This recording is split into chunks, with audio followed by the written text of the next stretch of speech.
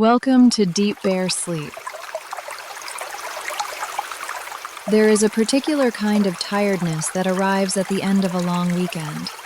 It is not the clean tiredness of an ordinary weekday, the kind that comes from a single task completed, a single commute made. No, this is something deeper and more layered. It carries the weight of everything that happened and everything that didn't. It holds the faces of people you love and the small frictions between them. It carries the half-finished projects, the overcooked meal, the conversation you meant to have differently. It holds the joy, too, the laughter that surprised you, the walk that went on longer than planned, the moment on the porch when the light went golden and everything felt briefly, perfectly whole. All of that weight belongs to the day. And now, the day is finished. This is the story of a woman named Elaine. Elaine is 58 years old. She lives in a small house at the edge of a town that is small enough to feel familiar but large enough to give her privacy. Her house has a garden that she tends with a kind of devotional attention. Not perfectly, never perfectly, but consistently. She knows which corner gets the afternoon shade. She knows which hydrangeas bloom reluctantly and which ones are almost embarrassingly generous. For the past 3 days, her house has been full. Her daughter came with the 2 grandchildren, Maisie, who is 6 and deeply committed to being heard, and Oliver, who is 4 and currently fascinated by any living creature smaller than his hand.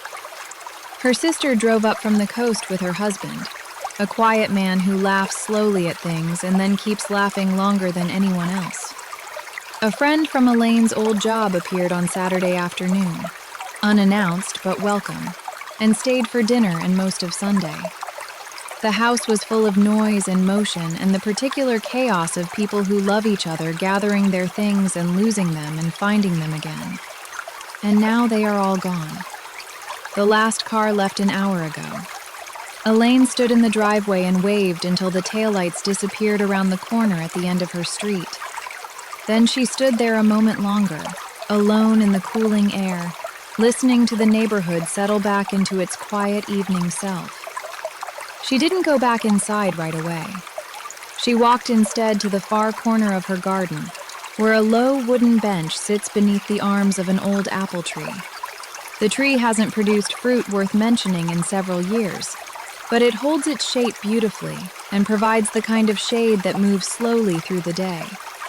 At this hour, the blue-gray hour just after sunset, it casts no shadow at all.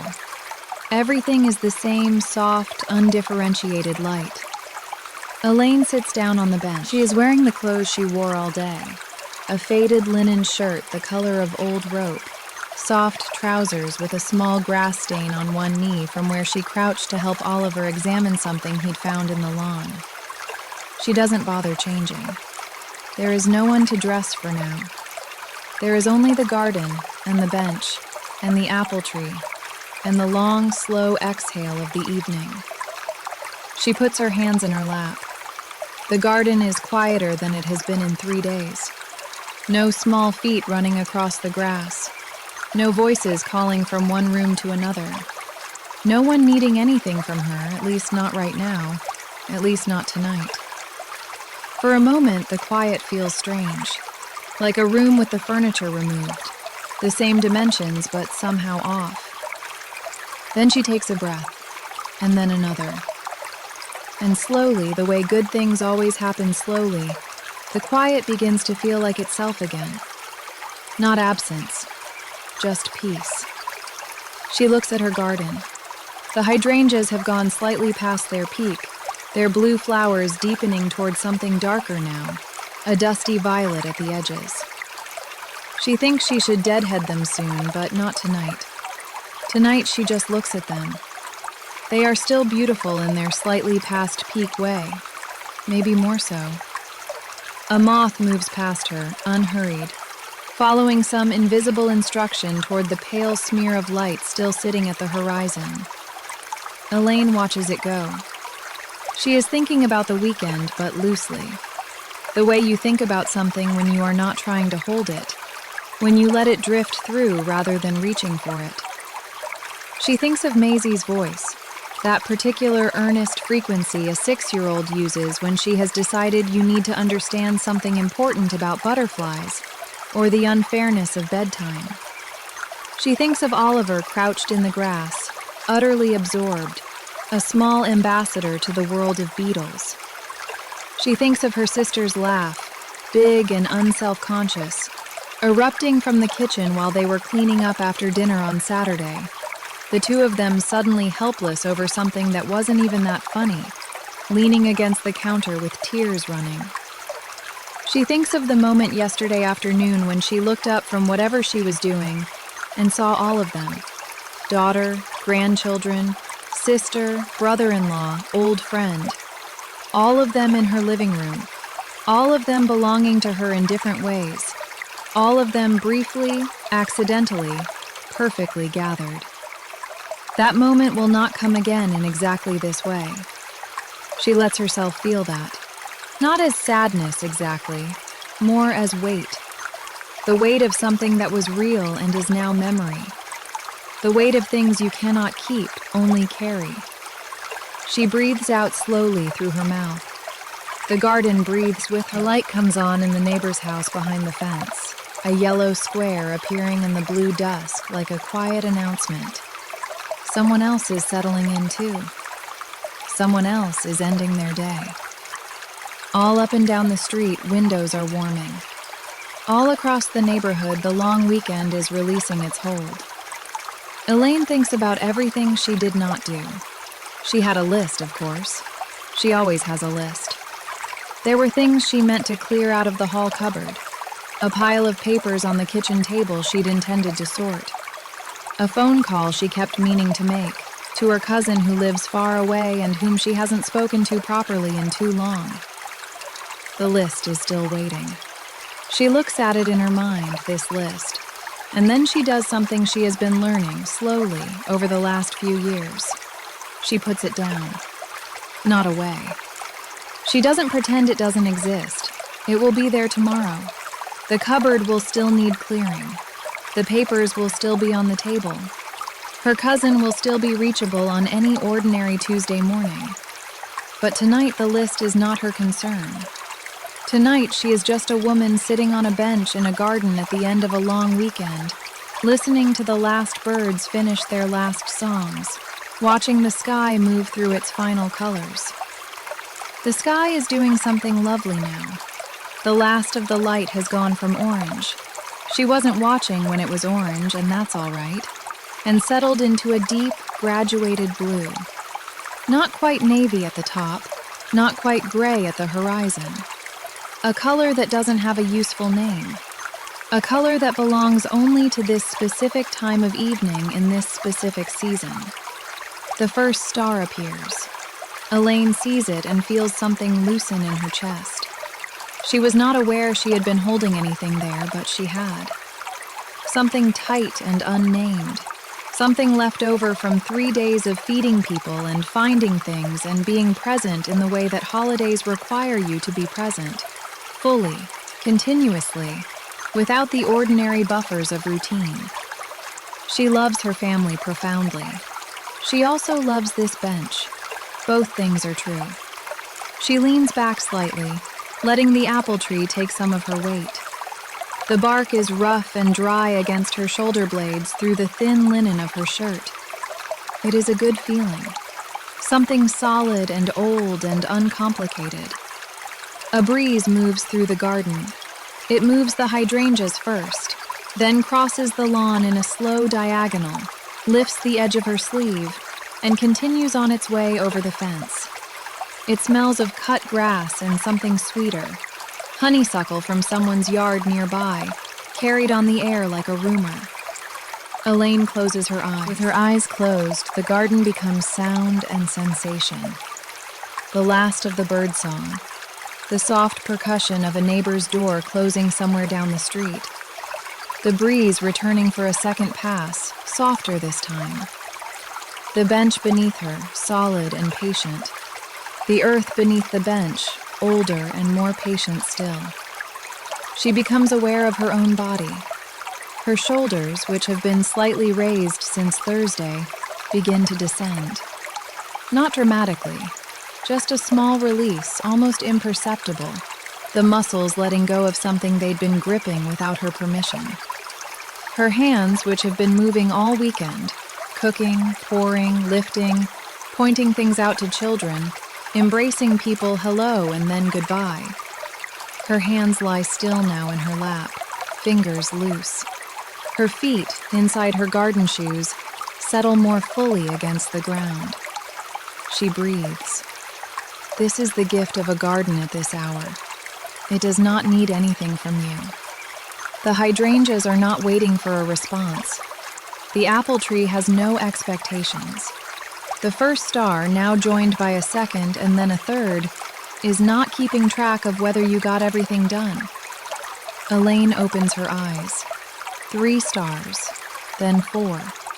She used to know more of their names. She used to know where to look for the ones her father had shown her when she was young. Vega. She still knows Vega. But most of the names have drifted away over the years. It doesn't diminish them. They are beautiful regardless of whether she can name them. She thinks, the weekend was good, not perfect. She said something on Saturday evening that came out more sharply than she intended, and her daughter's face did the small, careful thing it does, and they moved past it, but it sat with Elaine for a day.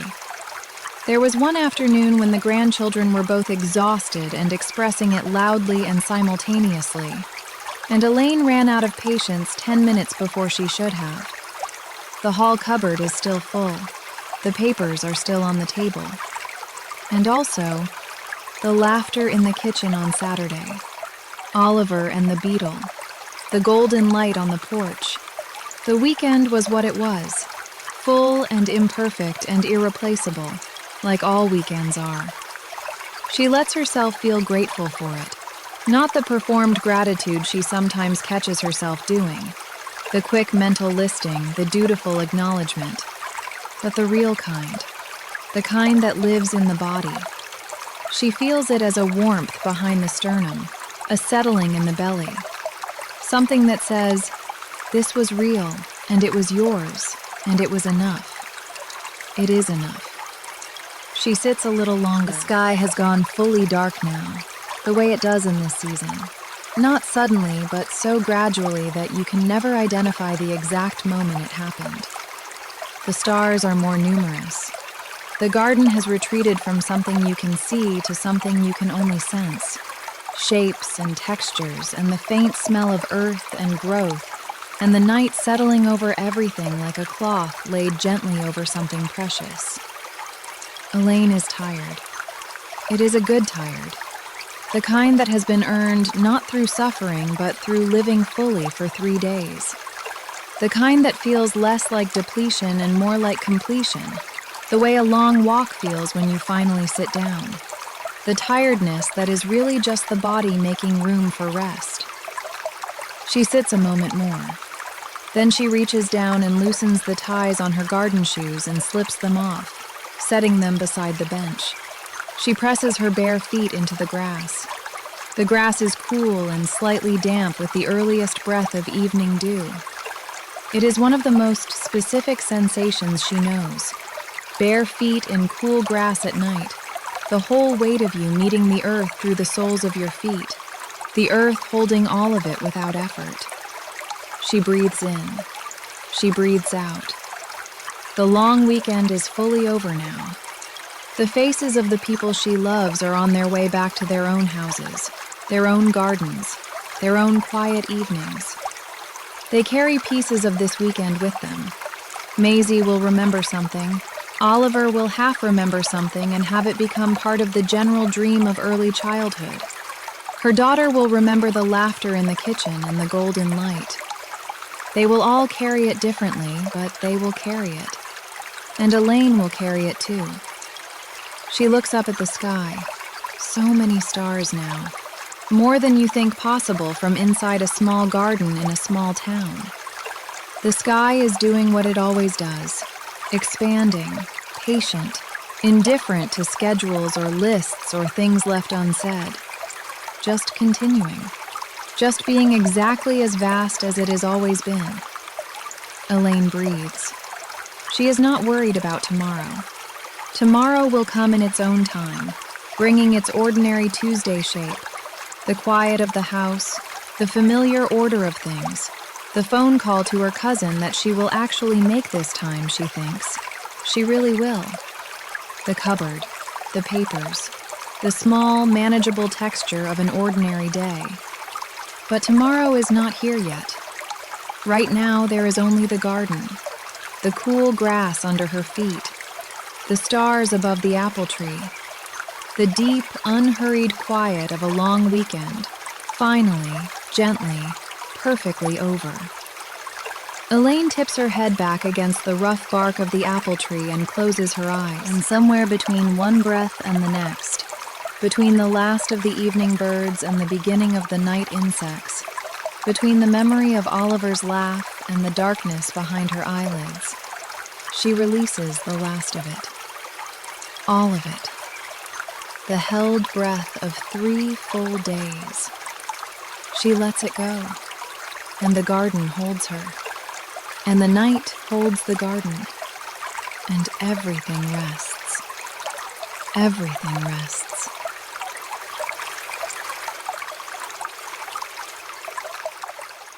For more episodes, visit deepbearsleep.com.